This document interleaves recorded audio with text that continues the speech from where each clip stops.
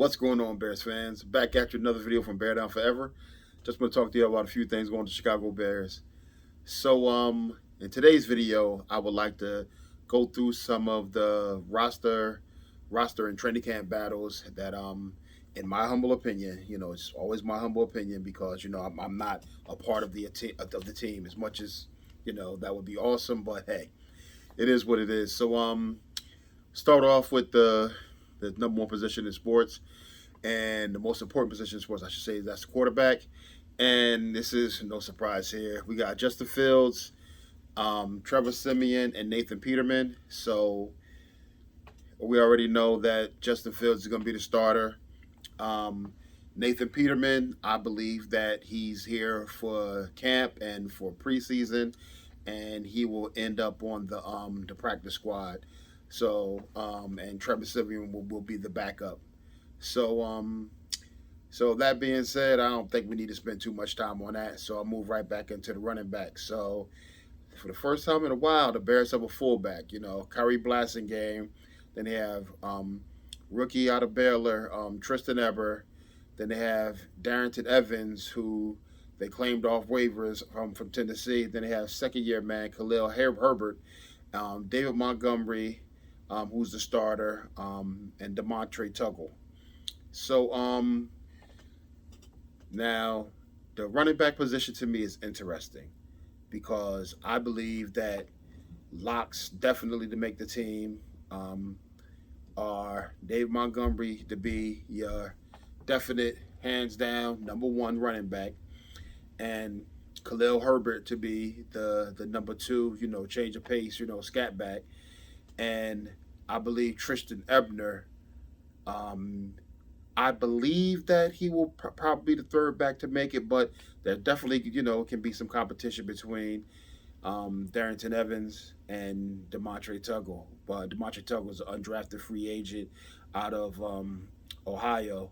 But I do really believe that Tristan Ebner is the guy, and that the other guys are really just battling for a roster spot. And I Kari Blasingame, I think he'll make the team as well because he's the fullback.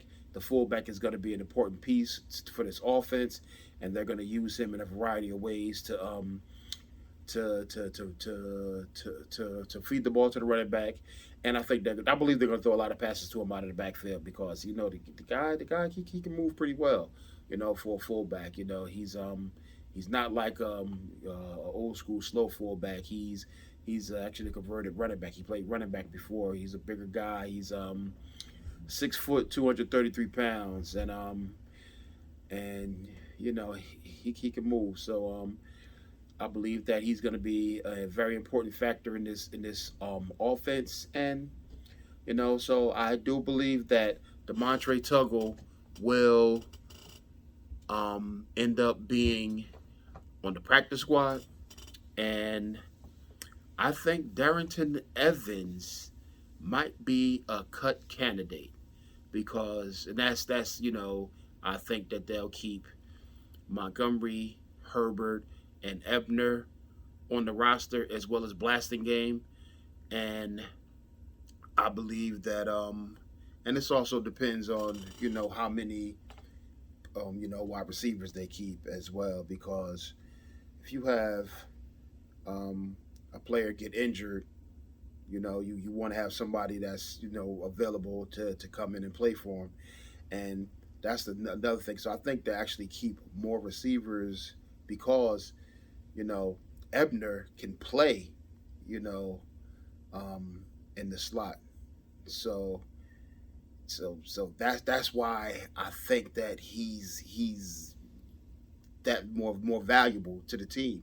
So again, I believe that Tristan Ebner will be the third back, and Montgomery and Herbert will be the number one and number two players as far as that's concerned.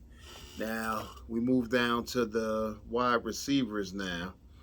Now this is gonna be it's gonna be a lot going on here because, as you all know, the Bears did trade for N'Keal Harry, and N'Keal Harry was a first round draft pick, and he I mean, I I like the trade. I don't know what everybody thinks about the trade, but I like the trade. I think it was a good trade because you really didn't give up anything for him.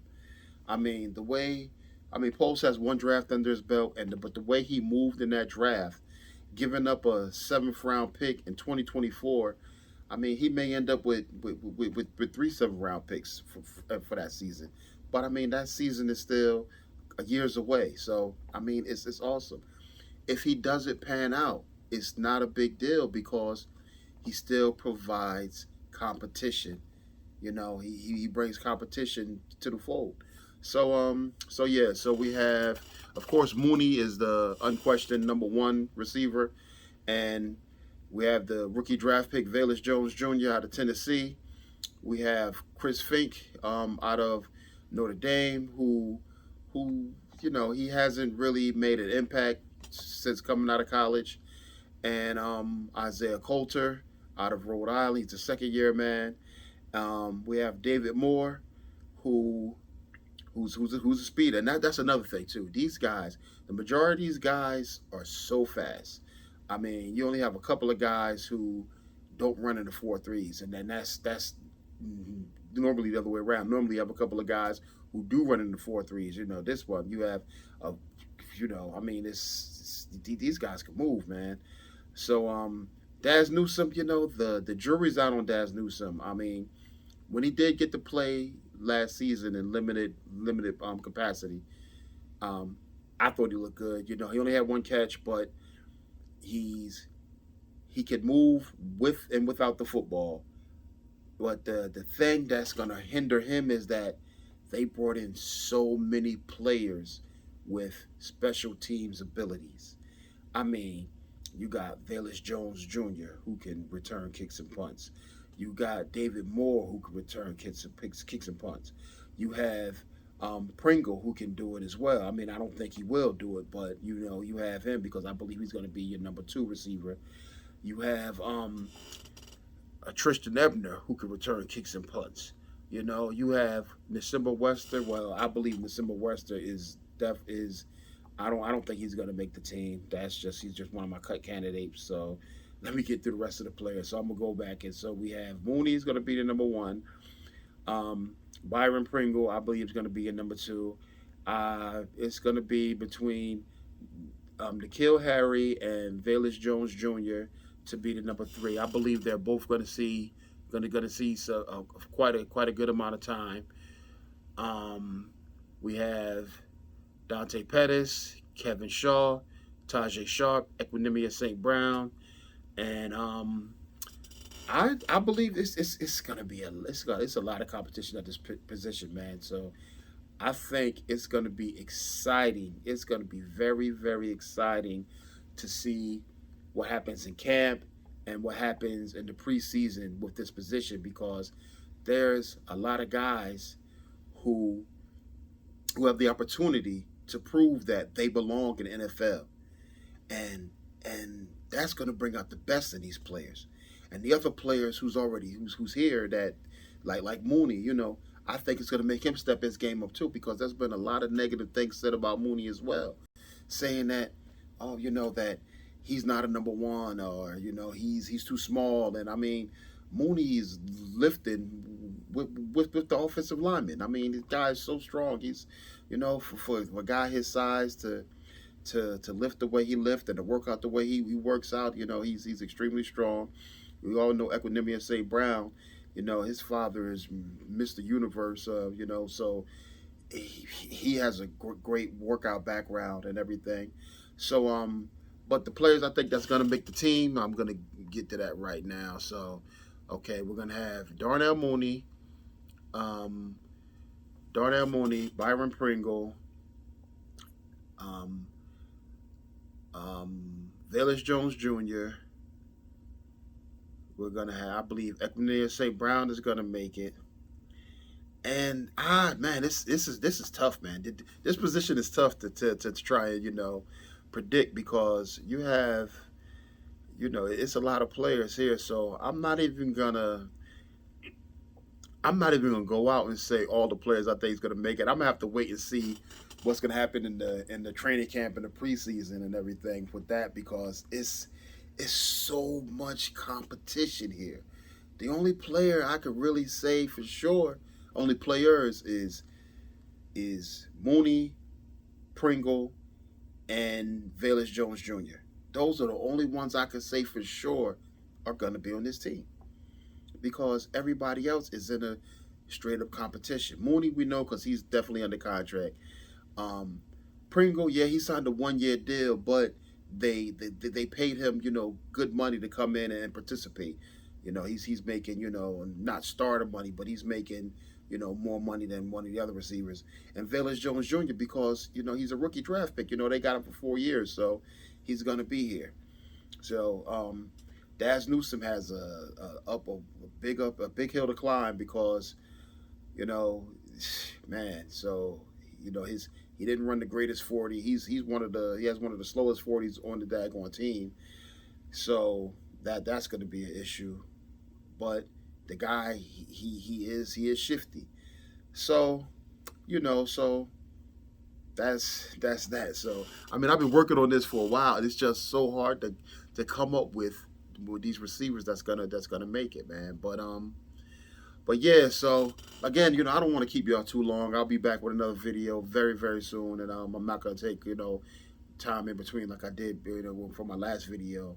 But do me a favor, like, comment, subscribe, tell a friend to tell a friend, because a Bear fan and they know Bear fans. So come check out this Bear fans, and we can make it happen, because we Bear fans, and the season's getting closer and closer. Training camp will be starting up real soon, and I so look forward to seeing the Chicago Bears in training camp, and seeing the colors fly around and everything, and then them trying to make plays, and them building this team, man. And I want to give a shout out to Ryan Poles. I mean, I know a lot of people aren't happy with him. They said he didn't do enough for Justin Fields, but he's creating competition. He's building the defense, because we could have won so many other games if the defense just would have held them. If they could have stopped the team, or got the ball back or whatever, we could have won. We could have won in Pittsburgh. I mean, of course, with that bad call, but um, could have won. I believe we could have won the San Francisco game as well. I really believe that. It got a little ugly, but I believe we could have won that game. But it's I think he's doing a good job. But of course, my humble opinion, you know what I mean. So, and we won't really know until they take the field, because this so far everything is just on paper, and we gotta wait and see. So oh yeah, so before we go, it was on Bleacher Report that there were some trades that need to happen this year. So one of the first trade that I saw was Robert Quinn to the Las Vegas Raiders for a second round pick. I say, hey, you know what? I want to keep Robert Quinn, but if he doesn't want to be here and he's going to cause a distraction and we can get an extra pick out of it, I would say cool. And this way they could use that position, they could use that roster spot to sign somebody who wants to be there, who wants to come in and compete. So I mean, I'll say if it's available, I'd say do it. And shoot, you know what? It escaped me real quick. So the next one was Darius Slayton from the Giants to the Bears for a 2023 seventh round pick. Again, you know what? If that was available, I would say, yeah, you know what? Do that too. For a seventh round pick, I say bring them in. Yeah, it's cause more competition. Bring all the competition in as possible, because the best players gonna play and gonna make things happen, man. So yeah, so y'all tell me what y'all think about, if you think the Bears should trade for Darius Slayton. I mean, if this is, of course, it's a what if, it's a what if deal, But Darius Slayton from the Giants for a 2023 seventh round pick, and or if you would send Robert Quinn to the Las Vegas Raiders for a 2023 second round pick. So again, like, comment, subscribe. Thank y'all for joining me. I greatly appreciate all the views, all the subscribers and everything. I'm up over 120 now. Like I said, I know that some people, they like, oh, that's nothing, but to me, it's everything. As you take time out of your day to come spend a few moments with me, and I greatly appreciate that. And please continue to subscribe, continue to like, continue to comment, and let me know what you think. And as always, we gonna bear down forever.